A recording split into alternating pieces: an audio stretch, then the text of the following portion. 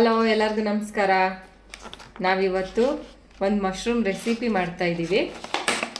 ಇವತ್ತು ಬೆಳಗ್ಗೆನೇ ಫ್ರೆಶ್ ಆಗಿ ಮನೆಯಲ್ಲಿ ಮಶ್ರೂಮ್ ತೊಗೊಂಬಂದಿದ್ರು. ಅದಕ್ಕೆ ನೋಡೋಕ್ಕೆ ಸಖತ್ತು ಫ್ರೆಶ್ ಆಗಿದೆ. ಆರ್ಗ್ಯಾನಿಕ್ ಮಶ್ರೂಮ್ ಇದು 200 ಗ್ರಾಮ್ ಇದೆ. ಇದರಲ್ಲಿ ನಾವು ಸಾಂಬಾರು ಮಾಡ್ತಾಯಿದ್ದೀವಿ.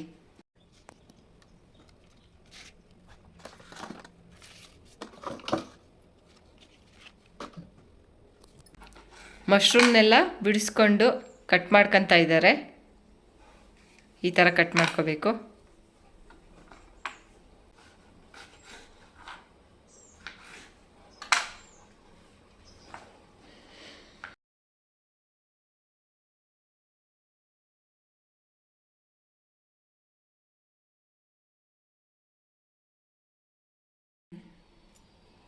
ಮಶ್ರೂಮ್ನ ಅರಿಶಿನ ಮತ್ತು ಉಪ್ಪು ಹಾಕಿ ತೊಳ್ಕೊತಾ ಇದ್ದಾರೆ.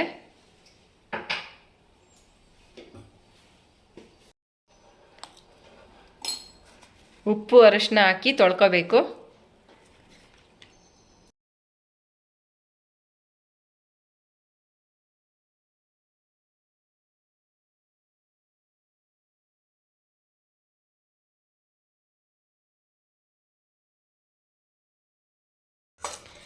ಈಗ ಅಣಬೆ ಸಾರಿಗೆ ಬೇಕಾಗಿರುವಂತಹ ಈರುಳ್ಳಿ, ಬೆಳ್ಳುಳ್ಳಿ, ಶುಂಠಿ, ಟೊಮೊಟೊ ಮತ್ತು ಚಕ್ಕೆ ಲವಂಗ ಮಾತ್ರ ತುಂಬ ಕಡಿಮೆ ತಗೋಬೇಕು. ಒಂದು 200 ಗ್ರಾಮ್ ಇದೆ ಅದು ಅಣಬೆ. ಜಾಸ್ತಿ ಹಾಕ್ಬಾರ್ದು ಚಕ್ಕೆ ಲವಂಗ. ಸಣ್ಣದು ಒಂದು 2-3 ಪೀಸು ಚಕ್ಕೆ ಮತ್ತು 4 ಲವಂಗ ತೊಗೊಂಡಿದ್ದೀನಿ. ಇಷ್ಟನ್ನು ಹುರ್ಕೋಬೇಕು.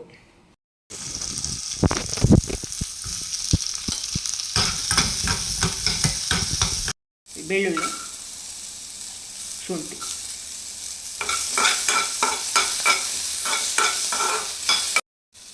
ಟೊಮೊಟೊ,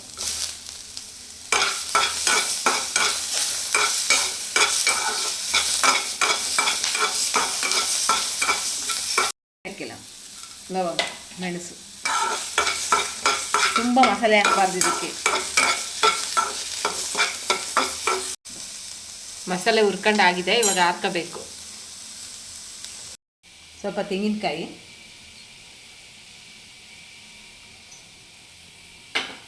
ಸ್ವಲ್ಪ ಕಡಲೆ, ಇಲ್ಲ ಗಸಗಸೆ, ಇಲ್ಲಾಂದರೆ ಗೋಡಂಬಿ.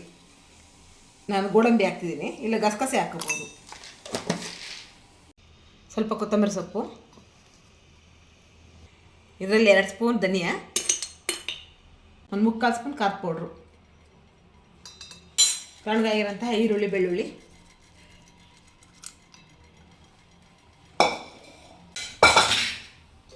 ನುಣ್ಣಗೆ ರುಬ್ಕೋಬೇಕು.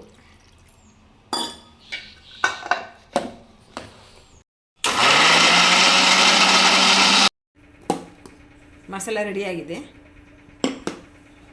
ಒಗ್ಗರಣೆಗೆ ಎಣ್ಣೆ ಸಾಸಿವೆ,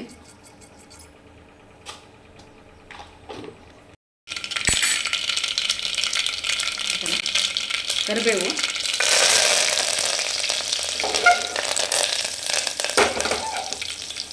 ಈರುಳ್ಳಿ ಚೆನ್ನಾಗಿ ಫ್ರೈ ಮಾಡ್ಕೋಬೇಕು. ಸ್ವಲ್ಪ ಅರಿಶಿನ, ಜೀರಿಗೆ ಹಾಕಬಾರ್ದು.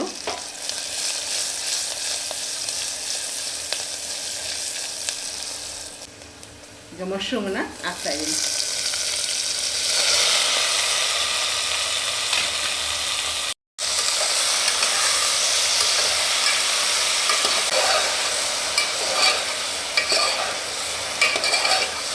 ಸ್ವಲ್ಪ ಫ್ರೈ ಆದಮೇಲೆ ಈ ಮಸಾಲೆ ಏನು ರುಬ್ಬಿರೋ ಅಂಥ ಮಸಾಲೆನ ಹಾಕಬೇಕು.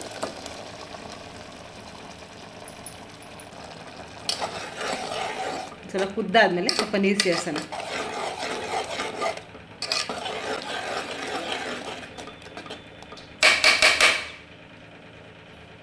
ಈಗ ಅದಕ್ಕೆ ತಕ್ಕಷ್ಟು ನೀರು ಹಾಕಬೇಕು.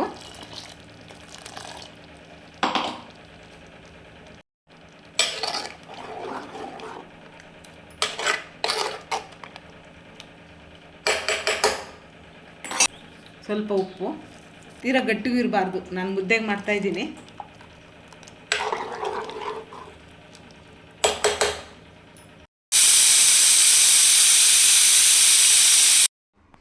ಮಶ್ರೂಮ್ನ ಸ್ವಲ್ಪ ಜಾಸ್ತಿ ಕೂಗಿಸ್ಬೇಕು, 3 ಸರಿ ಕೂಗಿಸ್ಬೇಕು.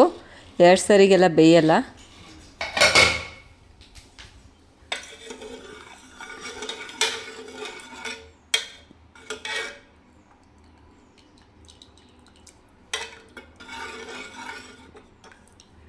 ಸಾಂಬಾರು ರೆಡಿಯಾಗಿದೆ. ಇವಾಗ ಮಶ್ರೂಮ್ ಸಾಂಬಾರು ಚೆನ್ನಾಗಿ ಬೆಂದಿದೆ.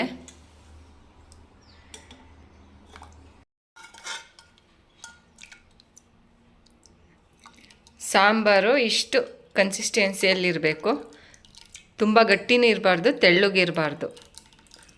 ಇವಾಗ ಇದು ಕರೆಕ್ಟಾಗಿ ಆಗಿದೆ.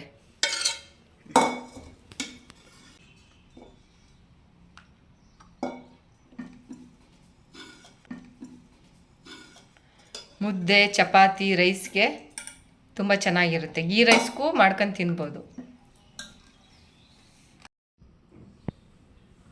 ಮಶ್ರೂಮ್ ರೆಸಿಪಿ ನಿಮ್ಗೆ ಇಷ್ಟ ಆದರೆ ನೀವು ಒಂದು ಸರಿ ಟ್ರೈ ಮಾಡಿ, ಮತ್ತು ಒಂದು ಕಮೆಂಟ್ ಮಾಡಿ, ಶೇರ್ ಮಾಡಿ, ಲೈಕ್ ಮಾಡಿ. ಈ ವಿಡಿಯೋ ನೋಡಿದ ನಿಮಗೆಲ್ಲರಿಗೂ ಧನ್ಯವಾದಗಳು.